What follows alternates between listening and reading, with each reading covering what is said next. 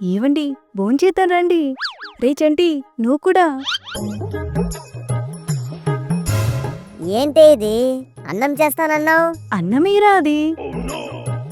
నాన్నగారు, మన ఇంటికి తేపలు ఉన్నాయో లెక్క పెట్టండి. ఈ ముద్దతో ఆ తేపలన్నింటినీ కప్పెట్టేయచ్చు. రే, అప్పుడప్పుడు అలాగ అవుతుంటాయి, నోరు మూసుకొని తిను. అప్పుడప్పుడు కాదు నాన్నగారు, ఎప్పుడు ఇంతే. ఈరోజు ఎసరు ఎక్కువైందనే అనుకుందాం. మరి మొన్న టీవీ సీరియల్ చూస్తూ గ్యాస్ కట్టేయడం మానేసింది. దెబ్బకి అన్నం గ్లాసులో పోసుకొని తాగాల్సి వచ్చింది. ఏమేవ్, రేపటి నుండి నువ్వు వంట చేయకో. నాన్నగారు, నేను మీకంటే అంత ఇష్టమా? నేనెప్పుడు ఊహించనే లేదు. నా మాటని గౌరవించి ఇంట్లో పని మనిషిని పెట్టుకోవాలనుకుంటున్నారు. జీతం ఎక్కువైనా పర్లేదు, పనులు మాత్రం తక్కువ కాకుండా చూసుకుందాం. జీతం ఎందుకు ఇస్తాను రా?